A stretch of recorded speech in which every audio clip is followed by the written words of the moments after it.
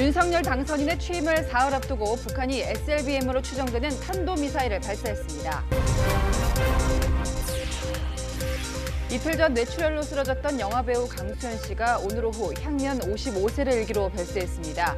영화계의 애도가 이어지고 있습니다. 인천 계양을 보궐선거 출마를 선언한 이재명 전 경기지사의 대항마에 관심이 쏠리고 있습니다. 이재명 저격수로 불리는 윤희숙 전 의원의 이른바 자객 출마 가능성이 있는지 집중 분석합니다. 인사청문회를 앞둔 한동훈 법무부 장관 후보자가 1000페이지가 넘는 장문의 답변서를 제출했습니다. 검찰의 직접 수사 필요성을 강조하며 검수완박을 비판했습니다. 김건희 여사에 대해선 지시를 받는 관계가 아니라고 했습니다.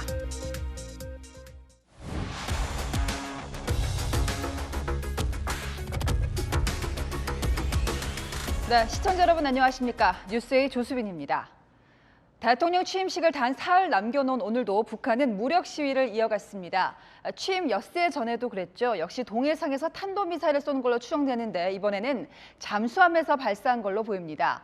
새 대통령 취임, 또 한미 정상회담을 앞두고 이런 도발 릴레이는 계속 이어질 거라는 분석이 나옵니다. 각종 탄도미사일의 핵실험까지 거론되고 있습니다. 긴박해지는 상황 자세히 짚어볼 텐데요. 먼저 김지혁 기자가 오늘 오후 상황부터 전하겠습니다. 북한이 잠수함 발사 탄도미사일 SLBM으로 추정되는 단거리 탄도미사일 한 발을 쏘아 올린 건 오늘 오후 2시 7분쯤. 동해상을 비행한 미사일은 북한의 잠수함을 건조하는 함경남도 신포조선소 해상에서 발사된 것으로 탐지됐습니다. 고도는 64km, 비행거리는 약 600km로 분석됐습니다. 한미정보당국은 잠수함에서 발사한 것으로 추정하며 추가적인 미사일 재원을 분석 중입니다. 윤석열 대통령 당선인 취임을 사흘 앞두고 감행한 북한의 도발로 대륙간 탄도미사일 ICBM으로 추정되는 발사체를 쏜 지 사흘 만입니다. 이 새 정부 출범과 한미 정상회담을 앞두고 한반도 문제에 대한 주도권이 북한에 있다는 것을 과시하려는 전략적인 의도도 담긴 것으로 분석합니다. SLBM 발사는 작년 10월 같은 장소에서 쏘아 올린 미니 SLBM 이후 7개월 만입니다. 수면 아래 잠수함에서 발사하는 SLBM은 지상에서 발사하는 탄도미사일보다 탐지나 요격이 어려워 훨씬 위력적이라는 평가를 받고 있습니다. 채널A 뉴스 김지혁입니다. 네, 방금 보신 대로 오늘 북한이 쏜 탄도미사일은 육지가 아니라 바다에서 발사했습니다. 사흘 전에는 대륙간 탄도미사일로 장거리 위협을 하고 오늘은 해상에서 기습적으로 쏘는 단거리, 잠수함 탄도미사일을 쏜 걸로 추정됩니다. 지난주 열병식에서 위협했던 대로요. 언제 어디서든 핵공격할 수 있다. 그런 메시지를 보내는 거겠죠. 이어서 허욱 기자입니다. 지난달 25일 괴물 ICBM으로 불리는 화성 17형과 함께 인민군 창건 90주년 열병식에 등장한 신형 SLBM입니다. 지난해 1월 열병식 때 공개된 SLBM 북극성 5형에 비해 크기가 더 커진 신형 미사일 등장에 평양 시민들이 환호합니다. 당시 화력을 더 키운 걸로 추정됐습니다. 주체조선의 막강한 위력을 채운 것으로 하여 그처럼 위력한 수중 전략 탄도탄 정대입니다. 올해 들어 지난 3일까지 북한이 감행한 14차례 미사일 도발 가운데 ICBM 발사는 6차례. SLBM은 올해 처음입니다. 군 당국은 오늘 북한이 쏘아 올린 미사일이 작년 10월 발사했던 SLBM과 유사한 걸로 평가하고 있지만 열병식 때 등장한 신형 SLBM일 가능성도 열어두고 분석 중인 걸로 알려졌습니다. 한반도는 물론 국제사회의 평화와 안정을 해치는 심각한 위협 행위이며 유엔 안보리 결의에 대한 명백한 위반으로 즉각 중단할 것을 강력히 촉구한다. 청와대도 서훈 국가안보실장 주재로 NSC 상임 및 긴급회의를 소집하고 미사일 발사가 아닌 외교를 통한 해결을 북한에 강력히 촉구했습니다. 채널A 뉴스 허욱입니다. 네, 이게 우려되는 건요. 북한의 이번 도발이 최종적으로 핵실험 재개로 이어질 수 있기 때문입니다. 상황이 심상치가 않은 겁니다. 바이든 대통령이 한국을 방문하는 타이밍에 맞추기나 할 것처럼 미국은 북한이 이미 폭파했던 풍계리 핵실험장을 재가동할 준비에 들어갔다 이렇게 보고 있습니다. 강은하 기자입니다. 3,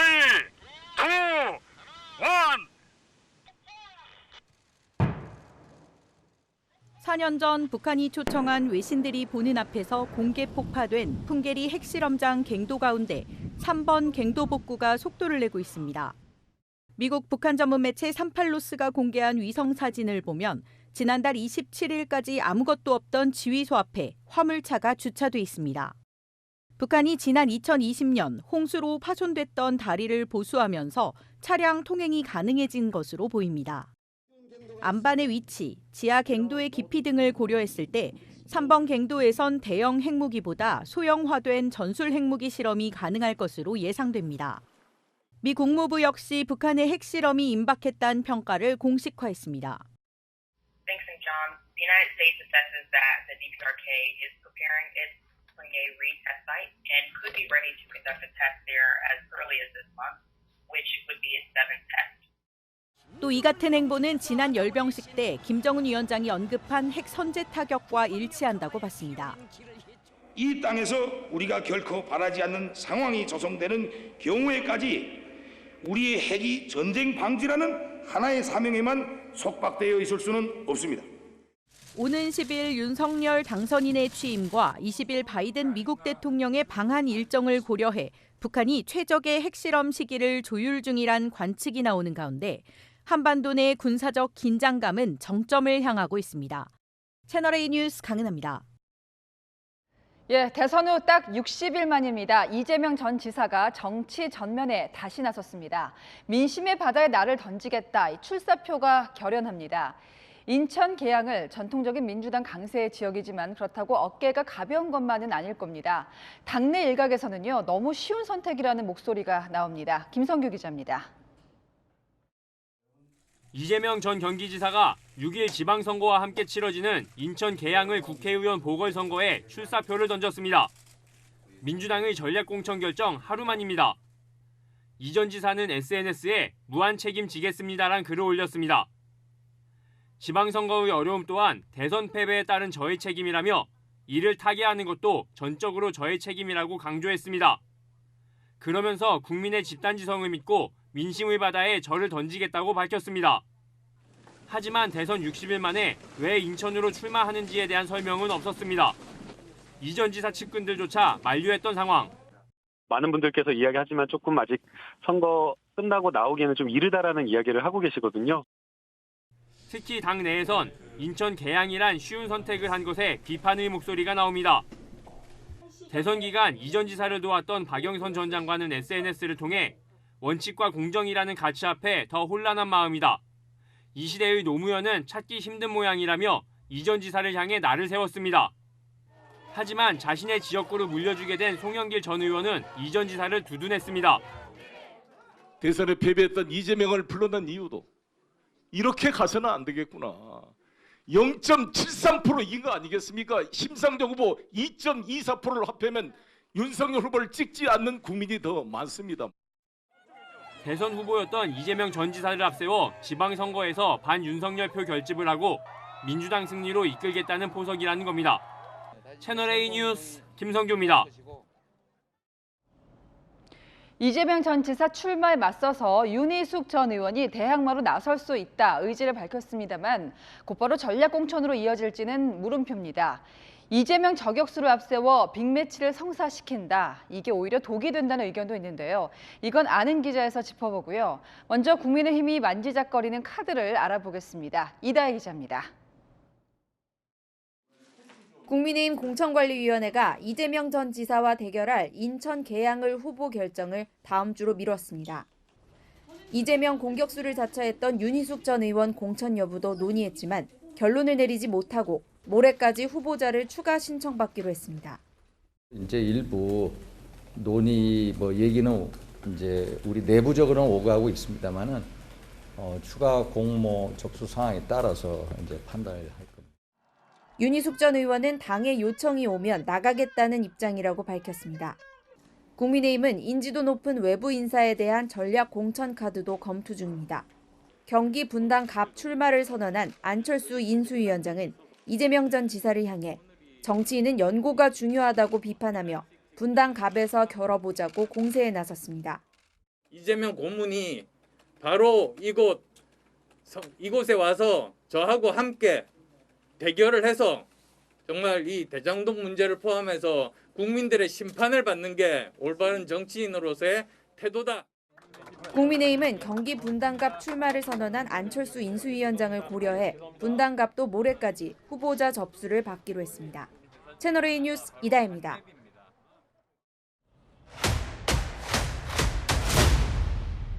네, 아는 기자, 정치부 송찬욱 기자가 나왔습니다. 자, 인천 계양을이 이렇게 갑자기 관심을 많이 받는 지역이 됐습니다. 이제 윤희숙 전 의원 같은 경우에 본인도 하겠다는 의사가 있는데 이렇게 곧바로 결론이 안 나오는 이유가 뭘까요? 관심 많이 받는다고 하셨잖아요. 예. 바로 그 이유 때문입니다. 무슨 얘기냐면 국민의힘 내부적으로 이게 이재명 전 지사가 띄운 판을 굳이 더 키울 필요가 있느냐 이런 우려가 있는 건데요. 대중적으로 인지도가 높은 윤희숙 전 의원이 출마하게 되면 아무래도 주목도가 더 높아지겠죠. 그렇죠. 이 인천 계양을이 민주당에 유리한 지역인 만큼 선거 승리를 담보할 수 없는 상황에서 굳이 이 전 지사의 스포트라이트를 더 비춰줄 필요가 없다 이런 생각이 있는 겁니다. 이 6일 지방선거가 윤석열 정부 초반 국정운영 동력의 중요한 분기점이 될 텐데 이재명 전 지사 등판으로 자칫 이게 윤석열 때 이재명 구도만 부각될 수 있고요. 윤희숙 전 의원은 일단 통화를 해봤더니 뭐 당의 요청이 있으면 나가겠다 이런 뜻을 거듭 밝혔습니다. 굳이 빅매치를 만들 이유가 없다. 만약 윤희숙 전 의원이 아니라면 다른 카드는 뭐가 고려되고 있습니까? 물론 이 윤희숙 전 의원 카드를 뭐 완전히 접었다 이렇게 얘기는 할 수 없습니다. 많은 분들 알다시피 윤 전 의원 뭐 지난 대선 때도 그렇고 뭐 이재명 저격수다 이렇게 활약을 했었죠. 세금 도둑질, 거기다가 대장동 거의 걸어다니는 범죄 백화점입니다. 네, 그러나 국민의힘은 모레 월요일 인천 계양을에 나갈 후보를 추가로 모집하면서 경쟁력 있는 후보를 더 찾아보겠다 이렇게 얘기했습니다. 자, 2012년을 얘기하는 사람들이 많습니다. 그 당시에 이제 문재인 대통령이 부산 국회의원 선거 출마를 했고 그 거물급이 아닌 20대 정치 신인 손수조 씨가 대항마로 이제 공천이 됐었잖아요. 그런 전략도 염두에 두고 있는 건가 싶거든요. 많이들 그런 얘기 하던데 제가 좀 확인을 해봤더니 뭐 그런 분위기는 일단 아닌 것 같습니다. 국민의힘 핵심 관계자한테 물어봤더니 명분이 있는 공천을 해야 한다 이렇게 얘기를 했습니다. 이 인천에 연고가 없는 이재명 전 지사가 명분 없는 출마라는 비판을 받고 있는 점을 역으로 노린 걸로 보이는데요. 그래서 국민의힘에서 거론이 되는 게 지난 19대 총선에서 민주당 소속으로 인천 계양을에서 당선됐던 최원식 전 의원입니다. 현재는 인수위 국민통합위원회 기획분과위원으로 활동하고 있는데요. 이 최 전 의원과도 통화를 해봤는데 현재 숙고 중이다 이렇게 얘기하면서 도전 가능성을 열어놨습니다. 사실 뭐 이재명 전 지사의 등판이 좀 빠르다는 얘기들이 많을 수밖에 없는 게 뭐 명분이 없다, 방탄용이다 주로 이제 국민의힘에서 이런 비판을 할 수밖에 없는데 이런 비판 예상했을 거란 말이에요. 그럼에도 이런 승부수를 띄운 이유는 뭘까요? 그래서 이 이회창 전 한나라당 총재 사례가 거론이 되고 있습니다. 이 이전 총재는요, 이 1997년 대선에서 김대중 전 대통령에게 근소하게 지고 6개월 뒤에 있던 지방선거에서 이 전국 지원을 하고요. 그리고 2달 뒤에 당 총재로 전면에 복귀했습니다. 2002년 대선에 재도전하는 발판을 만든 거였죠. 이재명 전 지사 역시도 단순히 국회의원 한 번 하려고 이번에 출마하는 건 아닙니다. 이 국회의원에 당선이 되고 또 8월에 있을 전당대회에서 당권을 거머쥐고 다음 대선에 재도전하겠다는 건데요. 특히 이 당대표가 된다면 다음 총선 공천권까지 쥐게 되기 때문에 이재명의 민주당으로 확실히 탈바꿈시킬 수 있게 되는 겁니다. 마찬가지로 국민의힘 소속으로 성남 분당갑 보궐선거에 나서는 안철수 대통령직 인수위원장도 같은 수순을 염두에 두고 있는 걸로 보입니다. 그러니까 당권에 이어서 대권까지 염두에 둔 행보이다. 자, 그런데 이것을 꽃길이라고 장담할 수가 없는 것이 지금 총괄선거대책위원장까지 맡았잖아요. 이건 오히려 이제 민주당 선거 결과에 따라서 본인이 당선되더라도 역풍이 불 수 있거든요. 이재명 전 지사 측은 뭐 물론 이 당초 지방선거를 적극 지원하겠다 이런 뜻은 있었는데 이 총괄선대위원장 직함까지는 뭐 염두에 두지 않았다고 합니다. 이 민주당 지도부가 상대적으로 수월한 인천 계양을에 나서지만 이 선거에 책임도 지게 하겠다는 일종의 절충점을 제시한 셈입니다. 이 전 지사 오늘 SNS를 보면요. 개인적 손익은 부차적 문제다. 지방선거 어려움, 힘겨운 선거라며 희생적 출마라는 점을 강조했는데요. 이 전 지사는 대선 2달 만인 내일 오전 11시 인천 계양산 야외 공연장에서 정식 출마 선언을 하면서 본격적인 선거운동에 나섭니다. 네, 지금까지 아는 기자였습니다. 네, 또 이틀 뒤가 한동훈 법무부 장관 후보자 인사청문회입니다. 한 후보자는 어젯밤 아주 늦게까지 모든 답변서를 보냈는데요. 분량만 무려 1000페이지가 넘습니다. 지금부터 하나하나 따져보겠습니다. 먼저 한 후보자 청문회, 단순히 후보자 개인을 떠나서 새 정부에서 검찰의 운명을 가늠해볼 중요한 자리입니다. 문재인 정부에서 대부분 잃어버린 수사 기능을 어떻게 할 건가? 이 답변은 뭐였을까요? 손인혜 기자입니다. 1999년 대검찰청에 설치된 범죄정보기획관실. 범죄와 수사 정보를 수집 검증하는 검찰총장의 눈과 귀 역할을 했습니다. 하지만 문재인 정부 들어 위상과 기능이 계속 축소됐습니다. 박상기 법무부 장관 시절 수사정보정책관실로 1차 축소 개편됐고 추미애 장관 시절 부서 책임자가 차장검사에서 부장검사로 격화됐습니다. 박범계 장관 때는 정보관리 담당관실로 축소 개편돼 사실상 폐지됐습니다. 검찰의 인지수사 특수수사를 줄일 의도였다는 평가도 나왔습니다. 새 정부에서는 이런 기조가 바뀔 전망입니다. 한동훈 법무부 장관 후보자가 사실상 수사정보정책관실 부활을 예고한 겁니다.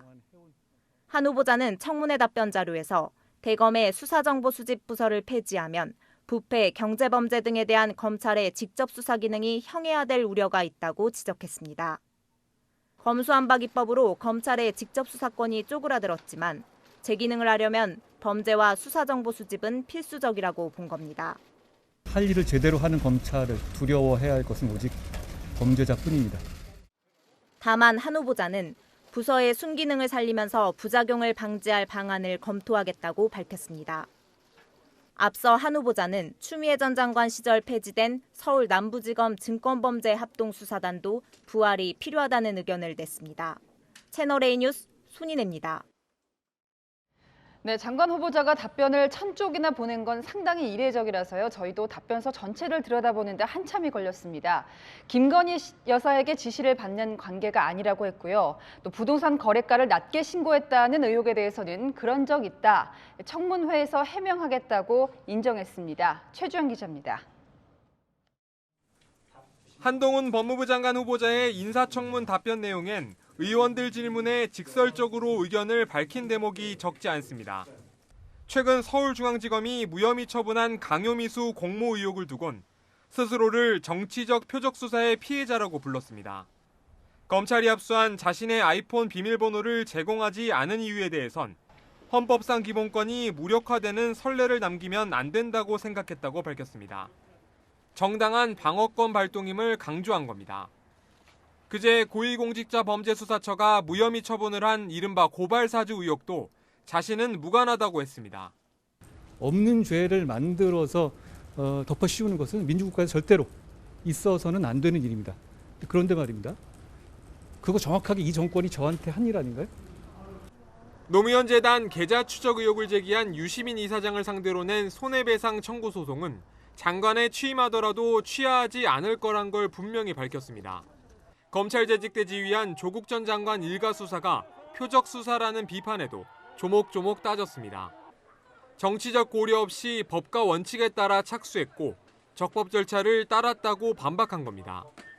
자신이 윤석열 당선인 부인 김건희 여사의 지시를 받았다는 의혹에 대해선 지시를 받는 관계가 아니었고 지시를 받은 적도 전혀 없다고 했습니다. 한편 부동산 거래 때 실거래가와 신고액을 다르게 한 적이 있느냐는 질의에 대해 한 후보자 측은 확인 결과 다르게 신고한 사실이 있는 걸로 파악됐다고 답했습니다. 다만 어떤 부동산이 그런지는 청문회에서 답할 계획으로 알려졌습니다. 민주당은 이틀 뒤 청문회에서 고강도 검증을 예고했습니다. 채널A 뉴스 최주현입니다. 예, 물론 민주당은 한동훈 후보자를 포함해서 낙마 리스트까지 공개를 했지만 윤석열 당선인은 임명을 강행하는 수순에 돌입했습니다. 국회가 인사청문 보고서 채택을 불발시켰지만 취임식 전날까지 안 보내면 그대로 임명할 수도 있게 됩니다. 김단비 기자입니다.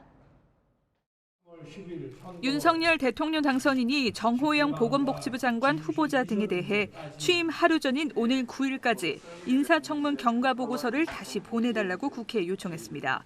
국회가 청문 보고서 채택 시한을 넘기면 대통령은 기한을 정해 재송부를 요청할 수 있는데 이 기간에도 보고서가 채택되지 않으면 국회와 상관없이 대통령은 장관을 임명할 수 있습니다. 윤 당선인이 민주당의 공세를 정치적 목적이 있는 새 정부 발목 잡기로 보고 임명 강행 준비에 나선 겁니다. 윤 당선인 측 관계자는 민주당이 한덕수 국무총리 후보자 인준과 후보자를 연계하는 것에 휘둘리면 앞으로 일을 할 수 없게 된다고 말했습니다. 더불어민주당은 앞서 정호영, 원희룡, 이상민, 박보균 후보자를 부적격 인사로 지목하며 인사청문 경과보고서를 채택하지 않았습니다. 민주당은 반발했습니다. 명백히 도덕적으로나 자질 영향에 있어서 문제가 있다고 한 분들을 임명 강행할 경우에 또 그 책임은 오롯이 또 인사권자인 대통령께 가지 않겠습니까? 한동훈 법무부 장관 후보자에 대한 인사청문 요청안은 제출된 지 20일이 지나지 않아 이번 재송부 요청 대상에 포함되지 않았습니다. 채널A 뉴스 김단비입니다.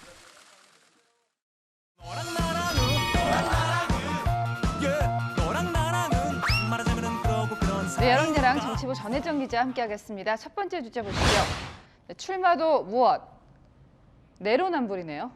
네, 이재명 전 경기지사가 이 더불어민주당 강세 지역인 인천 계양을 보궐선거에 출마하기로 한 걸 두고 이 당 안팎에서 쓴소리가 나오고 있습니다. 이 지난해 민주당은 대선 후보 경선 때 이 이낙연 전 대표가 의원직을 사퇴하자 책임 정치를 하겠다면서 이 전 대표의 지역구인 종로에 후보를 내지 않은 바 있습니다.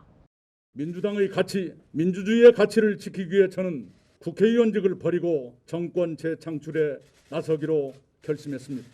저를 임기 4년의 국회의원으로 만들어주신 서울 종로 구민들께는 한없이 죄송합니다.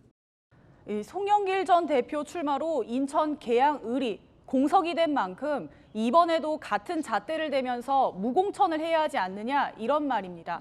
이 정의당은 말이 바뀌었다면 책임 있는 설명과 사과가 있어야 한다고 성토했습니다. 이재명 전 지사가 법인카드 유용 의혹 등 수사를 앞둔 시점에 출마를 결정하자 이 방탄용 배지가 아니냐, 이 목적이 너무도 뻔해 보인다 이런 지적도 나왔는데요. 이 민주당은 지난 대선에서 정치 개혁을 하겠다면서 국회의원 불체포 특권 제한 등을 약속하기도 했습니다. 체포 동의안이 본회의에 보고 후 즉시 의결할 것을 제안합니다. 깜깜이 표결이 아닌 기명투표로 하여 방탄국회 제19 감싸기 논란을 없애고 이 전 지사 측은 망신주기 수사다, 이 수사가 아니라 정치를 하고 있다고 반발하면서 이 방탄용 출마 지적에 반박했습니다. 아직 이제 국회의원 불체포 특권은 아직은 있는 거고요. 그런데 또 인천이라는 곳이 경기도도 아니고 광역시잖아요. 거기서도 연고가 없는 계양을에 출마한다는 거 이것도 논란이 됐었잖아요. 네, 그렇습니다. 이 전 지사와 인천과의 인연이 크지 않기 때문에 더 그런 논란이 일고 있습니다. 어머니 두 분 모시고 저하고 셋이 인천 연안부를 갔어요. 인천 연안부를 가가지고 제가 바닷물을 맛을 봤습니다. 진짜 짠가. 엄청나게 짜더군요. 이 전 지사가 이 다음 주에 본격 등판하면 굳이 인천에 출마한 이유를 직접 설득할 필요는 있어 보입니다. 더 들어봐야겠지만 지금은 이제 어린 시절 기억 정도 있는 지역이고요. 두 번째 주제 보겠습니다.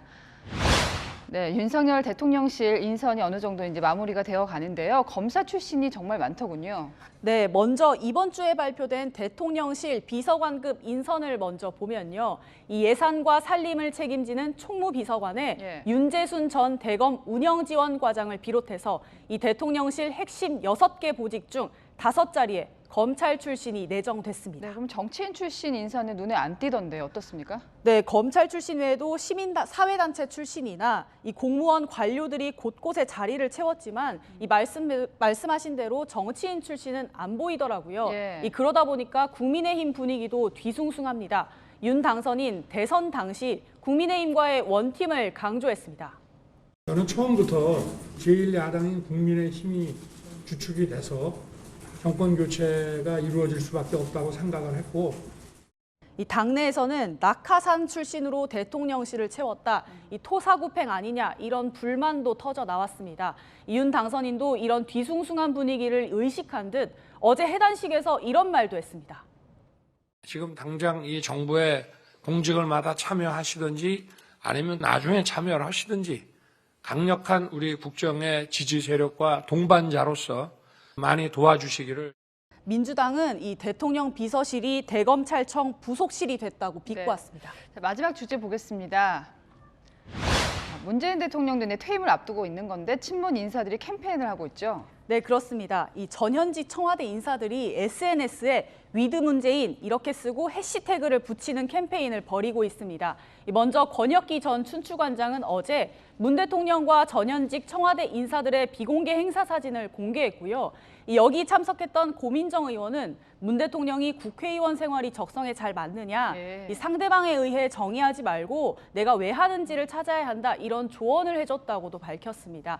이 청와대 출신 의원들도 줄줄이 문 대통령 관련 사진을 올리기도 했습니다. 네, 아무래도 인연이 있기 때문에 이제 문 대통령의 임기 마지막 다큐멘터리로 공개가 됐습니다. 네, 그렇습니다. 이 문 대통령은 청와대 비공개 회의 모습이나 이 관저 모습 등을 다양하게 공개했습니다.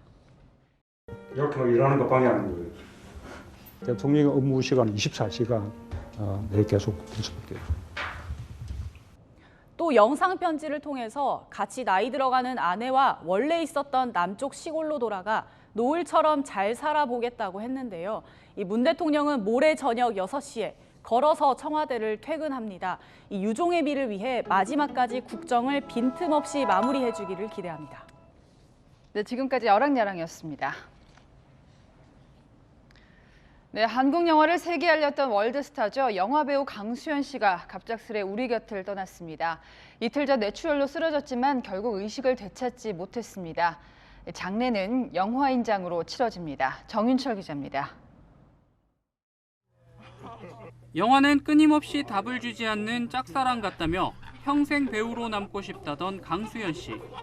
어떤 것도 포기할 수 있어도 영화만큼은 포기할 수 없습니다.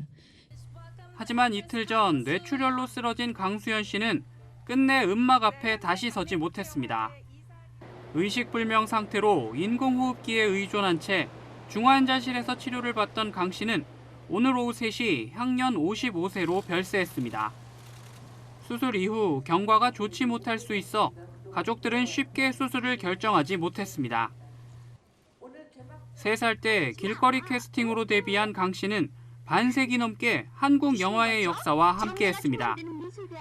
21살 때인 1987년 임권택 감독의 영화 시바지로 베니스 국제영화제 여우주연상을 받으며 한국 배우 최초로 세계 3대 영화제에서 수상한 원조 월드스타입니다.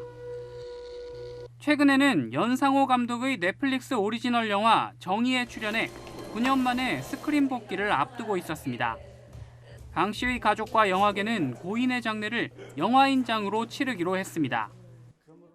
고 강수연 영화인장으로 제가 이제 장례위원장을 맡고 5일장으로 해서 5월 11일 발인할 예정이에요. 한국을 대표했던 배우가 너무 일찍 세상을 떠나자 영화인과 팬들의 애도 물결이 이어지고 있습니다. 배우 강수연을 좋아했던 많은 팬들은 영원히 잊지 않겠다며 고인을 추모하고 있습니다. 채널A 뉴스 정윤철입니다. 어린이 보호구역 스쿨존에서 학원차에 치인 초등학생이 있습니다. 지금 중태에 빠졌습니다. 어쩌다 사고가 났나 들여다봤더니요, 정말 화가 납니다. 학원차라면서 인솔자도 없었고요. 운전기사는 사고를 내고 구호 조치조차 없이 현장을 떠났습니다. 홍진호 기자입니다. 통학 차량 앞부분 도장 곳곳이 벗겨져 있습니다. 이 통학 차량이 초등학교 1학년 A군을 치는 사고가 난 건 지난 4일 오후 2시쯤. 초등학교 주변 편도 1차로 어린이 보호구역을 달리던 통학차는 보행자 신호를 무시한 채 건널목을 건너던 A군을 덮쳤습니다. 학원차 운전자는 횡단보도에서 아이를 친 뒤 언덕 위로 100m 넘게 끌고 갔습니다. 사고 직후 통학차 운전자는 현장을 떠났고 머리와 가슴 등을 크게 다친 A군은 병원 중환자실에서 치료를 받고 있습니다. 아기가 좀 안 움직이는 것 같더라고요. 사람들도 많이 모여있고 119랑 바로 와가지고. 경찰에 붙잡힌 50대 여성 운전자는 사고 사실을 몰랐다고 주장하고 있습니다. 당시 통학차엔 원생 10명이 타고 있었지만 인솔자는 없었습니다. 어린이 통학 차량에 승하차를 돕는 인솔자가 함께 타야 하는 규정을 어긴 겁니다. 애들만 있고 이제 그 부분에 대해서 저희도 인솔조사 통수하지 않은 부분에 대해서 수사 중에 있습니다. 사고가 난 곳은 속도나 신호 위반을 감시하는 카메라가 없는 사각지대. 지금도 차량들이 건널목을 건너는 아이들 앞에서 급히 속도를 줄이고 신호가 바뀌기 전에 지나가는 모습이 포착됩니다. 학교 측은 이곳에도 단속 카메라 설치를 요청했지만 번번이 묵살됐습니다. CCTV를 다 설치해달라고 요구를 했었는데 어쨌든 뭐 시 예산이든 뭐 그렇게 다 안 돼서.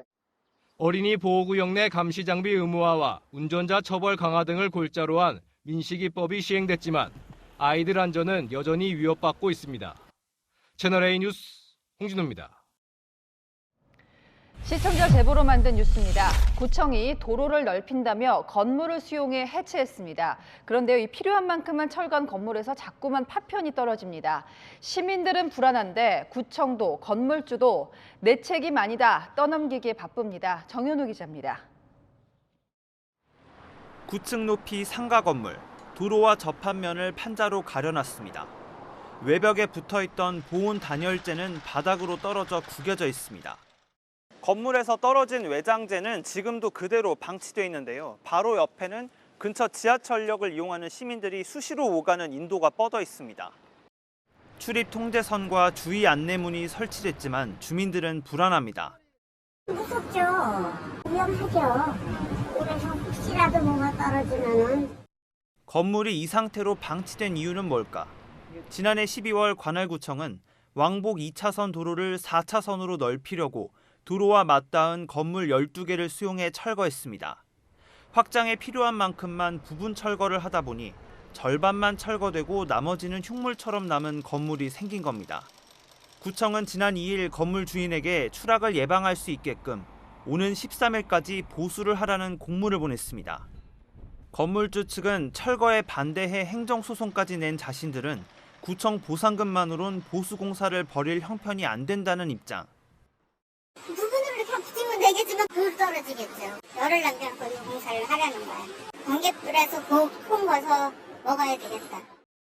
전문가들은 철거가 건물 균형에 미칠 영향도 살펴야 한다고 말합니다. 해체나 철거에 따른 부분적인 균열 발생들도 분명히 눈에 보이는 것 같고 이제 균형을 깼을 가능성도 있으니까 안전 진단을 당연히 해봐야 되고요. 구청과 건물주의 기싸움 속에 시민들의 안전이 위협받고 있습니다. 채널A 뉴스 정현우입니다. 거리두기 풀리고 첫 징검다리 연휴의 주말까지 이어지면서 전국 놀이공원이나 관광지마다 사람들이 몰렸습니다. 장하연 기자입니다. 개장 시간 전부터 긴 줄이 늘어섰습니다. 어제 개장 직후 사람들이 몰려 한때 입장이 중단되자 오늘은 아예 이른 아침부터 모여든 겁니다. 오늘 몇 시에 왔어요? 7시에 왔어요. 5시부터 못 잤어요. 마침내 문이 열리고 이용객들이 서둘러 뛰어들어갑니다. 손님 뛰지 마시고 천천히 뛰지 마세요. 놀이기구마다 긴 대기 행렬이 생겼습니다. 길게는 몇 시간씩 기다려야 하지만 모처럼 나들이에 방문객들 얼굴엔 웃음꽃이 떠나지 않습니다. 맨날 미뤄가지고 오늘은 꼭 와야 된다 해서 많아도 왔어요. 서울 근교 쇼핑몰에도 가족 단위 나들이객들로 인산인해를 이뤘습니다. 휴일을 맞아 대형 쇼핑몰을 찾은 방문객들로 주차장은 일찌감치 꽉 찼습니다. 인기 매장 앞에는 입장을 기다리는 대기줄이 길게 늘어섰고 놀이터에는 아이들이 함께 어울려 뛰노는 모습도 보입니다.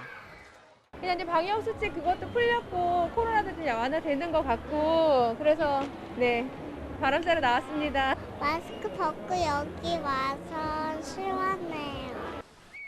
해변에도 나들이객들 발길이 이어졌습니다. 20도를 훌쩍 넘은 더위에 바다에 뛰어든 사람도 적지 않습니다. 뜨거운 햇볕 아래 일광욕도 즐깁니다. 오늘 날씨가 너무 좋고 그리고 오랜만에 바다를 보니까 좋은 것 같아요. 신발을 못 챙겨와서 발을 못 담갔어요. 길었던 코로나 시국에서 벗어나 그토록 바라던 일상 회복에 다가섰다는 기대감에 들뜬 하루였습니다. 채널A 뉴스 장하연입니다. 5월 가정의 달은 이제부터가 시작인 거죠. 어버이날, 스승의 날을 기다린 꽃시장에도 모처럼 예전 같은 활기가 넘칩니다. 이민준 기자입니다. 알록달록 꽃들이 눈길을 사로잡고 향긋한 내음이 지나던 발걸음마저 붙들어맵니다. 어버이날 부모님께 드리는 감사의 선물 바로 이 카네이션이죠. 내일 거리두기 완화 이후 첫 어버이날을 맞아 꽃을 사러 온 손님들로 시장은 붐비고 있습니다. 모처럼 찾아온 특수에 상인들은 절로 휘파람을 붑니다. 어제부터 이제 꽃들을 사러들 많이 나오시죠. 근데 이제 청년분들이 많이 나오세요. 효자들이 많아요. 효자들이. 재작년보다 작년에는 힘들었는데 이제 2002년도에는 뭐 이제 새롭게 또 뭐든지 시작을 해야죠. 내일 어버이날을 시작으로 장미데이, 스승의 날, 성년의 날까지 이번 달 꽃수요가 급증할 것으로 기대합니다. 달라진 분위기에 시민들도 한껏 들뜬 모습입니다. 지난해는 그냥 집에서 그냥 그나마 가족끼리 밥을 먹었던 것 같고요. 이번에는 외식할 생각입니다. 손자들과 손녀들과 함께 할 수 있는 야외 활동 계획하고 있습니다. 어머님, 아버님 어버이날 축하드리고요. 엄마, 아빠 하나, 둘, 셋 사랑해요. 위축됐던 소비도 덩달아 늘면서 아웃도어 의류나 건강기능식품 같은 부모님 선물 판매량도 지난해보다 50% 늘었습니다. 가족 모임도 선물 소비도 일상 회복으로 성큼 다가서고 있습니다. 채널A 뉴스 이민준입니다.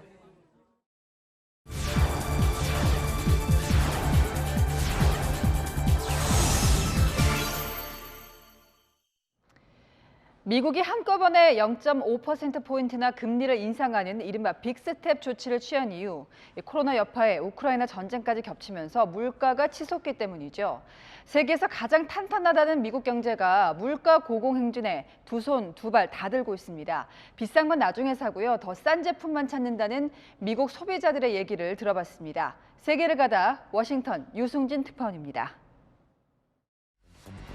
평일에도 북적이는 미국의 대형 쇼핑몰. 마스크를 벗은 시민들이 꽤 많습니다. 지갑을 여는 소비자들은 신중합니다. 필요 없는 제품 구매는 미루고. 10, 15 bucks. And if I need it, yeah. But if it's something like I could wait, I don't need it now, wait for it.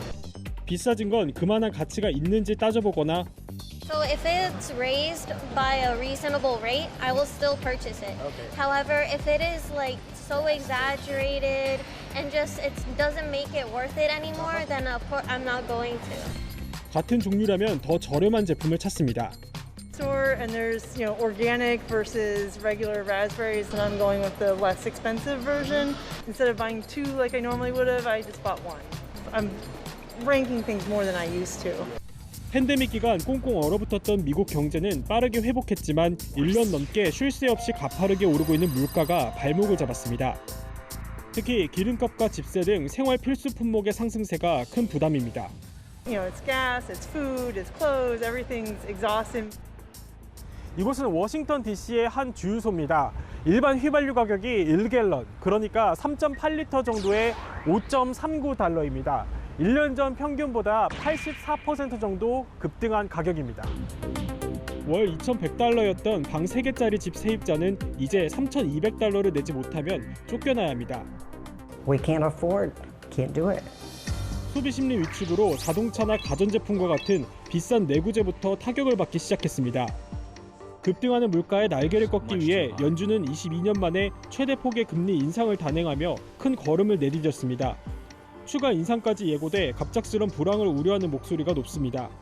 물류 파동, 우크라이나 전쟁, 그리고 전 세계 곡물가 급등까지. 팬데믹 종식으로 샴페인을 터뜨리기도 전에 흔들리는 미국 경제의 행보를 전 세계가 숨죽이며 지켜보고 있습니다. 워싱턴에서 채널A 뉴스 유승지입니다. 지은 지 반세기가 됐죠. 여의도 시범아파트와 한양아파트를 초고층 대단지로 재건축하는 방안이 추진됩니다. 서울의 스카이라인이 바뀌는 겁니다. 이혜주 기자입니다. 외벽 곳곳에 페인트가 벗겨져 있습니다. 1971년 준공돼 여의도에서 가장 오래된 시범아파트입니다. 2017년 안전진단 D등급을 받아 재건축이 추진됐지만 전임 박원순 시장의 여의도 개발 계획이 백지화되며 사업은 사실상 멈춰 있었습니다. 서울시는 노후 아파트 단지인 여의도 시범아파트와 한양아파트를 초고층 단지로 재건축하는 방안을 추진하기로 했습니다. 3종 일반 주거지역인 이들 지역을 준주거지역 또는 일반 상업지역으로 변경해 용적률을 높이는 방안을 논의 중입니다. 계획대로 재건축 사업이 추진된다면 한강변 스카이라인도 획기적으로 바뀌게 됩니다.